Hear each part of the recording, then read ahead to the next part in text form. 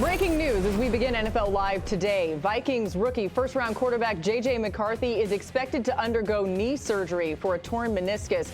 Adam Schefter joins us momentarily with what's next for the rookie quarterback. Stefania Bell with us as well. But first, here's Vikings head coach Kevin O'Connell today on this news. I wanted to give you guys an update on J.J. McCarthy. We went through some pretty extensive testing, and after testing last night, it has been determined that J.J. does have a tear in his meniscus, in his right knee. Don't have a timeline on that, but as far as the timeline of the injury, that will be something determined during the procedure.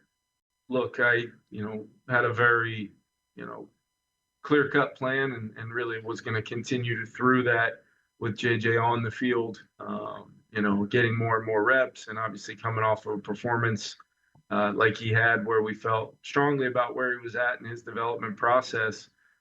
So really it's just, you hurt for him just in the short term here because he, had such a, daily process focus, all those things that I was really looking for in a young player at the position. And so first and foremost, we'll get this procedure done. We'll make sure that we're doing the right things for him to have the best possible recovery when that takes place. But I think all of us will be kind of, staying optimistic, that hopefully it is the shorter term. McCarthy took to Twitter after the news broke and said, quote, "Love you, Viking Nation. I'll be back in no time. Amor fati." That's a Latin phrase, which means love of one's fate. Adam Schefter joining us now. When do we expect to get a fuller picture of the scope of McCarthy's injury, Adam? Well, Laura, here's the situation. He had extensive testing last night, as Kevin O'Connell noted. There was an MRI performed, and there was the determination made to undergo surgery. Now, here's where it gets interesting, and Stefania Bell can also comment on it. There are two options. Doctors can either trim his meniscus or repair his meniscus. If they determine that they can trim it, he would be expected to be sidelined for weeks. If they decide they have to repair it, he would be sidelined for months. So there is a huge difference that Stefania can address here as to what they're going to do with J.J. McCarthy. But they know that he's going to be sidelined for some amount of time. The question is whether it will be the weeks or the months, depending on how the surgery on the torn meniscus goes. And in the interim, J.J. McCarthy will be given the time he needs to get well. They will focus on getting Sam Darnold ready for the regular season opener against the New York Giants and possibly beyond. But the next big news out of Minnesota will be what doctors found and what they decided to do to treat the injury. The perfect tee-up for our ESPN injury analyst, Stefania Bell. Dan Orlovsky here for the hour as well. Stefania, let's start here. What exactly is a meniscus, and why is the timeline potentially so different? To understand the injury, Laura, you always need to appreciate what the structure is. And you have two of these menisci, when it's plural, in each knee. And one sits on the medial or the inner side of the knee, and the other sits on the lateral or the outer side of the knee. And they provide a cushion. It's basically a weight-bearing cushion to help protect the cartilage of the knee joint. They themselves are made of fibrocartilage. And they can tear when you have a twisting, sometimes a deep squat, usually a rotational injury. And the problem is they don't have a great blood supply, so they won't typically heal themselves. So when you have a tear, they go in to do surgery. Now the question is, do you resect or shave or debride down a small piece from a tear that's like a small flap? Or is it a tear that's larger that requires a full repair? And because the blood supply is not ideal, in order to decide about a repair, you have to see where it is and does it have the potential to actually fully heal. So there's a lot of consideration. These are not cookie cutter injuries. So my question for you, Stefania, the situation, I think, bears the question of why would they even just repair it?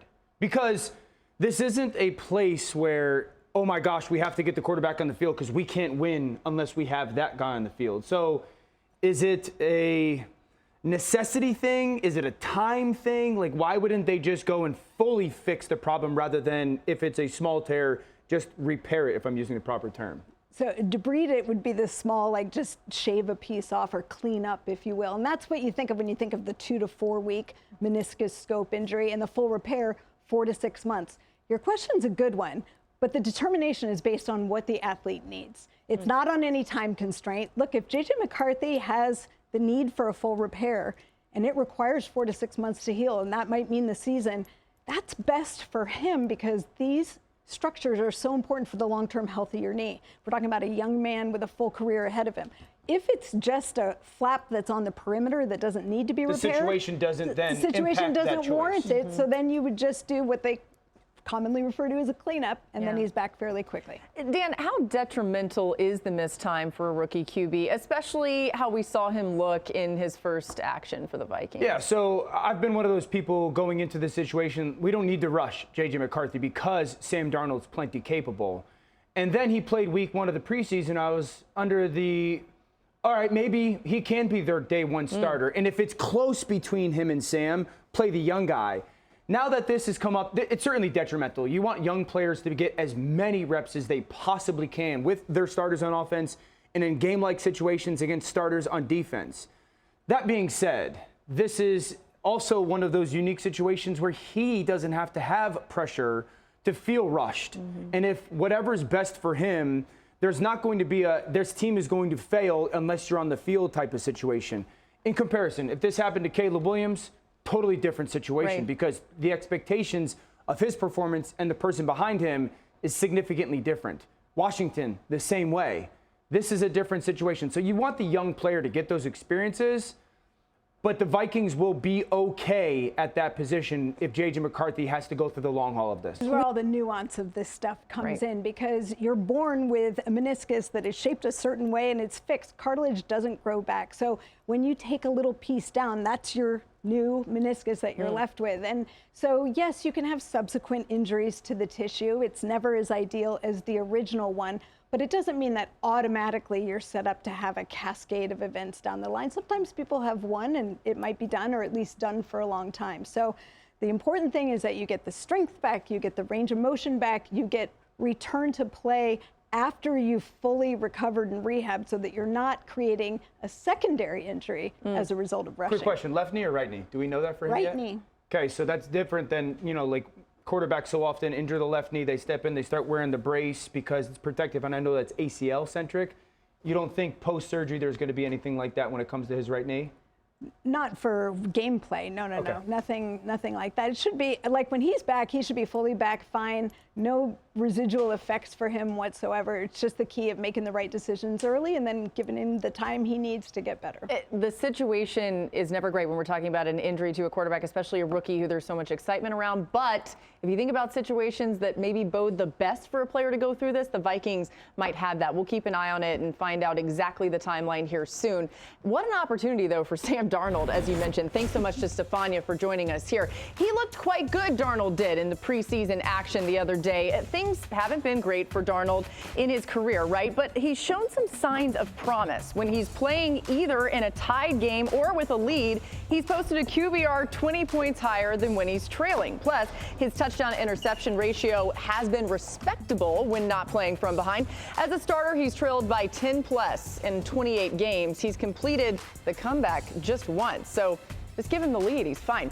We welcome in Marcus Spears. Now he'll be with us for the rest of the show as well. Adam Schefter joining us, of course. Assuming that Darnold's now the guy, Marcus, what does he need to do to get the most out of this Vikings offense?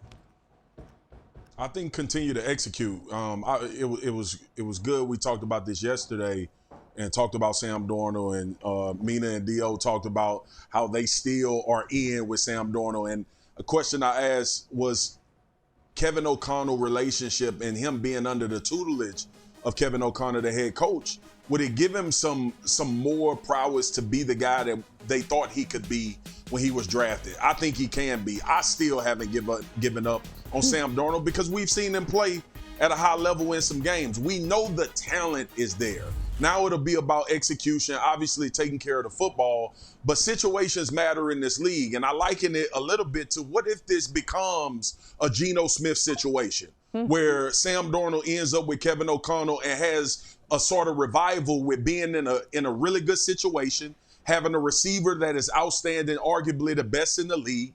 He's surrounded by a lot of really good offensive players, and the offensive line is shored up. So it'll go two ways. Either Sam Darnold will benefit from being with a coach that's going to put him in a position to be successful with talent around him, or we'll be able to squarely point at Sam Darnold and say, man, this dude just don't have it. This may be that opportunity for him. It's the perfect situation for Sam Darnold. Sam Darnold as a player has a ton of talent.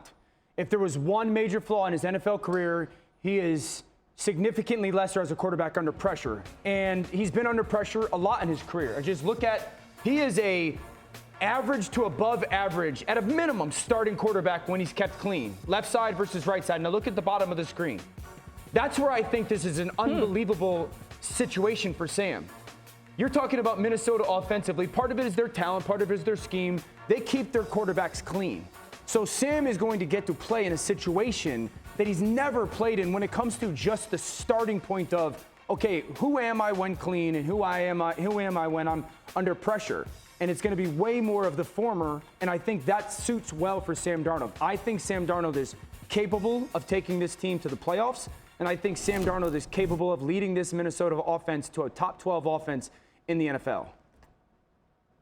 Well, let's keep in mind, guys, 2 straight years, 2 progressive thinking coaching staffs both backed Sam Darnold. Last year on the first day of free agency, the 49ers signed Sam Darnold because they didn't know if Brock Purdy was going to be ready from his UCL surgery in his right elbow. He was, and so Sam Darnold didn't get to play in San Francisco. And then this offseason, the Vikings go out on the first day of free agency and sign Sam Darnold again. And the thinking was that he was going to be the early season starting quarterback until J.J. McCarthy was ready. They were grooming him to be the starter on opening day anyway. But now it looks like the J.J. McCarthy option is going to be removed from early in the season, possibly for the rest of the season. We just don't know yet. That'll depend on the surgery. But Sam Darnold is somebody that the 49ers banked on last year, the Vikings banked on this year, and he's going to have his opportunity to step up to show why he was the former 3rd overall pick in the NFL draft. We're back on NFL Live with breaking news out of Minnesota. Jeff Darlington, what more can you tell us? Well, I can tell you, obviously, a very disappointing start to J.J. McCarthy's career. He will undergo surgery to repair a torn meniscus. Now, the question, of course, here is how long he will be out, and that will be determined once they do get into that knee and perform the surgery. At that point, we'll know whether this is a week-to-week situation or a month-to-month situation. But for now, we know that it'll be Sam Darnold taking those #1 reps and the very likely Week 1 starter for this season as McCarthy figures out his next step forward from this recovery. Yeah, we'll wait and see exactly how long this ends up keeping McCarthy out, Marcus. But how concerned are you about the inevitable time away and this impacting the development of the young quarterback? Yeah, it's a bit of a concern for me because I was brought up under a league where reps are everything. Like the more and more you can see pictures, the more and more you can work on technique, the more and more you can take those drops at any given position when you're expected to play at a high level. But especially quarterback, it gives you a feeling of comfortable. Like you practice to put yourself in situations so when you see them in games, you can respond and have that muscle memory. And just losing that time to me is not ideal. And I think it stunts his development, the time frame. I think J.J. McCarthy could be fine. I had a meniscus. He'll be fine with that, especially with what technology has been able to do with that particular injury. But I don't like young quarterbacks missing reps. And I listened to Dan during the draft. It was some stuff that he needed to work on. Yeah. And obviously having Kevin O'Connell and being in that situation was good for him. I just don't like that he's missing these reps. He is going to get to watch Sam Darnold for some period of time. Dan, we've been a little bit excited, those of us who still think Sam Darnold might have something in what he's looked like so far in this Vikings offense. What does the rest of the offense need to do to make sure he's successful? Yeah, this really is going to come down to Kevin O'Connell in the offensive line. So Kevin O'Connell's, one of his great strengths is he's got really high-end play design, and he marries it with play calling at the right time. But a lot of that is attached to the quarterback. And I think one of the things that Sam's never experienced is a coach that really gets him into the rhythm of a game early. Easy completions, screens, bootlegs and keepers, movement plays to make him feel settled. He immediately is going to get that out of Kevin O'Connell. And how quickly Kevin figures out like what that is specifically to Sam, because it's not the same for every quarterback, I think is huge. And the second thing is how well this offensive line is going to protect him. Kirk Cousins, for everyone's philosophy or a belief of what he is, one of the things he does is he plays with tremendous conviction. He does not second guess his eyes. He sees it, cuts it loose. Sam's got to get to there because that's what that offensive line is accustomed to. It's going to lead to some bad decisions, no question, but it allows the consistency of the timing of the offense for that offensive line.